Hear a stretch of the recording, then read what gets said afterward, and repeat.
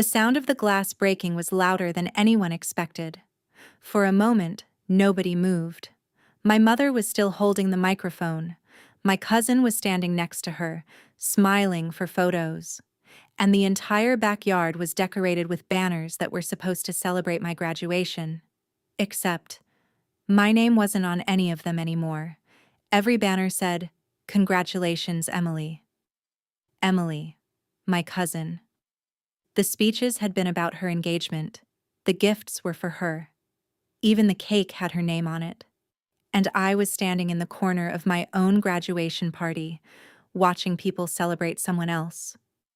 When my mother finally handed Emily the microphone, she laughed and said, "Honestly, Claire's graduation isn't a big deal.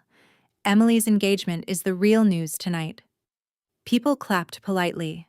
Some of my relatives looked uncomfortable, but no one said anything. So I walked across the yard, picked up the microphone, and made one announcement, the kind of announcement that makes a room go completely silent. Because 30 seconds later, my mother dropped the glass she was holding. Before I tell you what I said that night, my name is Claire Donovan. I'm 23 years old, and this happened 2 summers ago in Austin, Texas. Before I continue, if you enjoy stories where the truth finally comes out at the exact right moment, consider subscribing. And tell me in the comments where you're watching from and what time it is right now. I read every single comment. Now let me explain why my graduation party turned into my cousin's engagement celebration, because this wasn't the first time my mother had done something like this. Not even close. Growing up, my mother had a favorite child. The strange part was, it wasn't me. And it wasn't even one of her own kids. It was my cousin Emily. Emily was 2 years older than me and lived only 10 minutes away. From the time we were little, my mother compared us constantly. Emily was prettier. Emily was more social. Emily was going places. Meanwhile, I was the quiet one, the responsible one, which in my family usually meant one thing: invisible. Every holiday felt like the same script. If Emily won something at school, my mom would call every relative. If I achieved something, my mom would smile politely and change the subject. When Emily got accepted into a local college, my mother threw her a dinner party. When I got accepted into UT Austin's engineering program, my mother said, "That's nice, but Emily just got a new car." Engineering school wasn't easy. There were nights when I barely slept.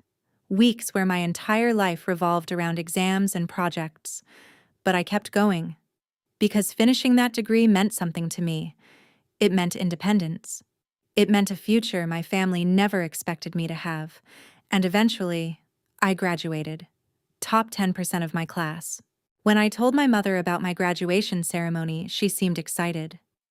"We should throw a party," she said. That surprised me. My mother had never offered to celebrate anything for me before. But I said yes, because for once, I thought maybe things were different. Maybe she was proud. The morning of the party, I arrived early to help set up. The backyard was covered in decorations. But something felt strange. The banner didn't say, "Congratulations, Claire."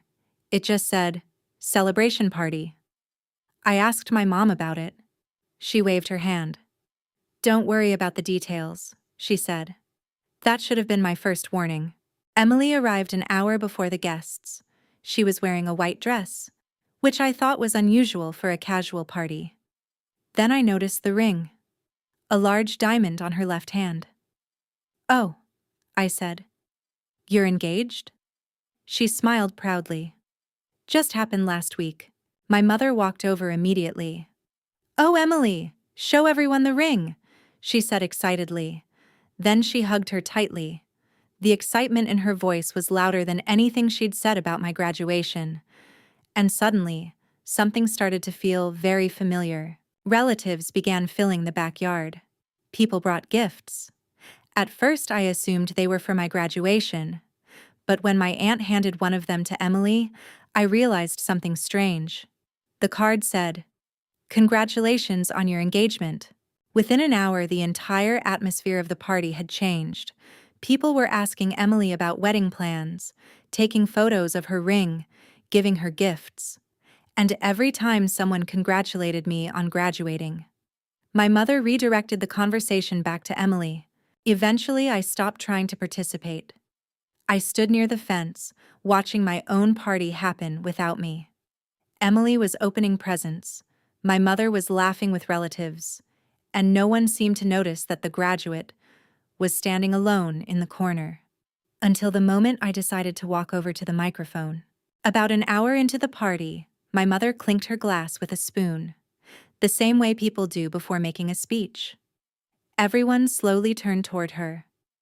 "Can I have everyone's attention for a moment?" she said. Relatives gathered closer. Emily stood beside her. My mother smiled proudly. "We're here today for a celebration," she said. Then she placed her arm around Emily. "And this young woman has some very exciting news." Not one word about my graduation. My mother raised her glass. "Emily is engaged."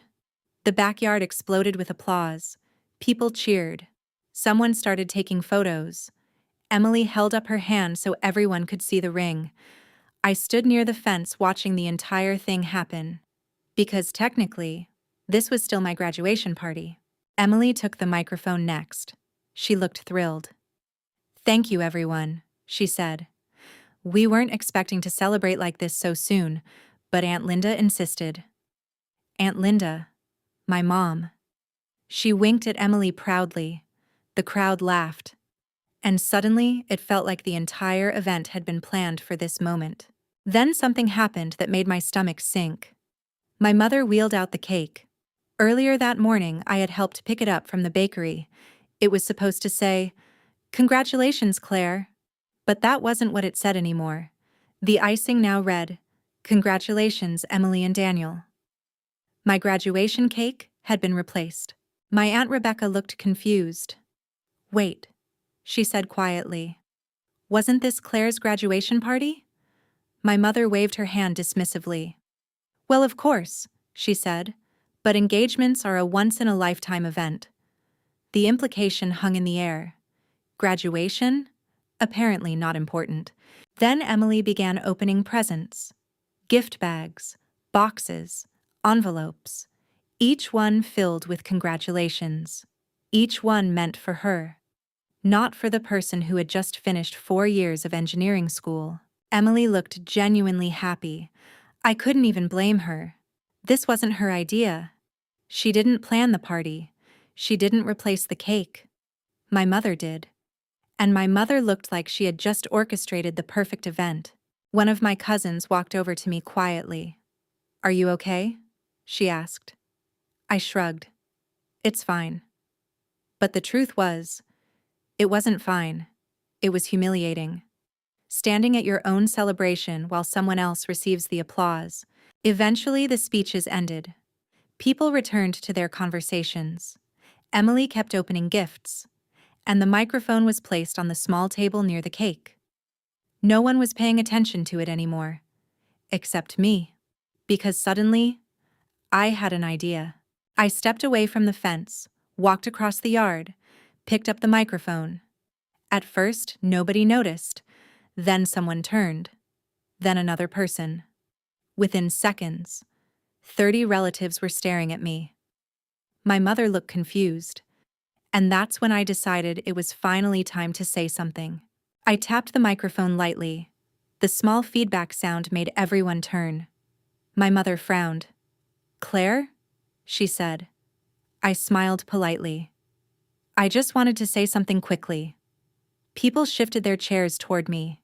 Emily paused while opening a gift box, and suddenly the entire party was watching. I wasn't angry. That was the surprising part. Standing there with the microphone in my hand, I felt strangely calm. Maybe because something inside me had already decided this moment mattered. "My mom is right," I said. "This really is a big day." My mother nodded proudly. She thought I was about to thank everyone. "Emily's engagement is exciting," I continued, "and I'm really happy for her." Emily smiled at me gratefully. A few relatives clapped softly. My mother looked relieved. For a moment, it seemed like the situation was under control again. Then I continued speaking. But, I said slowly, since we're sharing important news tonight. The crowd leaned forward slightly. Even my father looked curious. I glanced down at the microphone for a second, then back at everyone. And since this was originally supposed to be my graduation party, I smiled. I figured this would be the perfect time to make an announcement too. My aunt whispered something to her husband. My cousin raised her eyebrows. Emily tilted her head slightly. "What kind of announcement?" she asked. My mother crossed her arms. Something about her expression told me she was suddenly nervous. "If you're still here with me right now, thank you." Moments like this are uncomfortable to talk about, but sometimes the truth deserves to be heard. And if you've ever been in a situation where someone underestimated you, you probably know exactly how this moment feels. Now let me tell you what I said next. "I actually accepted a job offer last month," I said. A few relatives clapped politely. My mother smiled. "See?" she said loudly. "I told everyone Claire would find something eventually." But I wasn't finished. "The company is based in Seattle," I continued. "It's an aerospace engineering firm." My father blinked. "Aerospace?" "Yes." Emily's fiancé Daniel leaned forward. "That sounds impressive." "It is," I said calmly. "But that's not the surprising part." I took a breath. "The surprising part," I paused, "is that the position includes a leadership role on their propulsion research team." My uncle whistled quietly. "That's huge." Emily looked genuinely impressed. My mother still didn't understand what was happening. "I'll also be relocating next month," I continued, "to start the project." My aunt asked the question everyone was thinking. "What kind of position is it exactly?" I answered honestly. "Senior engineer." A few people murmured in surprise, but the final detail was still coming. "And the contract includes something else," I said. The backyard had gone completely silent again. "Stock shares in the company's next propulsion program?" My father leaned forward slowly. "How much are we talking about?" I smiled slightly. "Enough that my starting compensation is a little over $300,000 a year." And just like that, the party changed again. For about 5 seconds, no one said anything. $300,000 a year has a strange effect on people, especially people who spent years acting like you were the least impressive person in the room. My uncle leaned back slowly. "Did you say 300,000? He asked. I nodded. "Yes." And suddenly the attention at the party shifted. My mother looked confused, then surprised, then something else. The expression people get when they realize a situation isn't going the way they expected. "You're joking," she said. I shook my head calmly. "No." My father stared at me like he was seeing me for the first time. Relatives started talking all at once. "What company? When do you move? How did you get that position?" Emily's fiancé Daniel looked impressed. "That's an incredible opportunity," he said. I smiled politely. "Thank you." But my mother was still staring at me, because she hadn't finished processing something yet. Then she laughed awkwardly. "Well," she said loudly, trying to regain control of the conversation. "That's nice, dear, but tonight really isn't about jobs." She gestured toward Emily. "We're celebrating something much more important." Emily's engagement. The room became quiet again, and that's when I said the sentence that changed everything. "Oh, I know," I said calmly. "That's actually why the timing works out perfectly." My mother frowned. "What do you mean?" I looked around the backyard, at the relatives, at the decorations, at the cake that used to have my name on it. Then I answered. "Before I tell you what happened next, if you've ever had someone dismiss your achievements only to realize later they were wrong, you probably understand this moment. And if you're still watching this story, thank you." Stories like this remind us that sometimes patience says more than anger ever could. Now let me tell you the part that made the entire table go silent. The company offered me something else, I said. My father leaned forward again. What? A partnership option. My uncle raised his eyebrows. What kind of partnership? The kind where they help new senior engineers start independent divisions. Emily's fiancé looked impressed. That's rare. Yes, I said. It is. The first project launches next year, I continued. A propulsion research facility. My aunt blinked. Where? I answered simply. Austin. My mother looked confused again. But you said you were moving to Seattle. I am. For training. Then I said the sentence that made people start whispering. The company is also investing in a local aerospace startup here in Austin. My uncle nodded slowly. Smart move. I smiled. They asked if I wanted to lead it. Now the relatives were really paying attention, because that meant something much bigger. I glanced toward my brother Mark.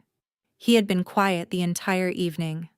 Earlier that night he had been bragging about something, about buying a small tech business with help from my parents. I remembered his exact words. This company is going to make me rich. Then I looked back at everyone and said the final detail. The startup they're investing in, I paused, is actually the same company Mark just bought. My brother froze. My father blinked. My mother's hand trembled slightly. And according to the contract, I continued calmly, I'll be overseeing the entire division. That's when my mother's wine glass slipped from her hand and shattered on the patio. My brother Mark looked like someone had just pulled the floor out from under him. What do you mean overseeing it? He asked. His voice sounded tight. I kept my tone calm. The investment contract includes a management clause. My uncle frowned. What kind of clause? The kind that assigns a lead engineer to supervise development. Mark's smile had completely disappeared. My father suddenly sat up straighter. Wait a second, he said slowly. You're saying you'll be running the project? Yes. My father looked toward Mark, then back at me. But Mark just bought the company. I nodded politely. Yes. That's why the situation is a little complicated. At that exact moment, someone walked through the side gate. Most people didn't notice right away, but I did. It was Mr. Alvarez, the regional manager from the aerospace firm. He walked over toward the patio, holding a folder, and looking directly at me. Claire, he said, smiling, I'm glad I caught you. My relatives looked confused. My father stood up. Who is this? I answered calmly. This is Mr. Alvarez, the project director. Mr. Alvarez nodded politely. Nice to meet you all. He opened the folder. I just wanted Claire to review the final version of the development contract. My brother Mark stepped forward. What contract? Mr. Alvarez looked at him. The operational oversight agreement. Mark blinked. I already own the company. Mr. Alvarez nodded. Yes. But the investment group owns the majority of the research division. The backyard went completely quiet again. Mr. Alvarez continued calmly. And since Claire Donovan will be the senior engineer responsible for propulsion development, he glanced at the document. She will be supervising the engineering operations. My brother stared at me. You're my boss? I shrugged slightly. In a way. My mother looked completely stunned. But Mark invested his savings, she said. And we helped him with the down payment. Mr. Alvarez nodded politely. That was for the business license and office lease? But the technology development funding comes from our aerospace division. He gestured toward me, and Claire is leading that program.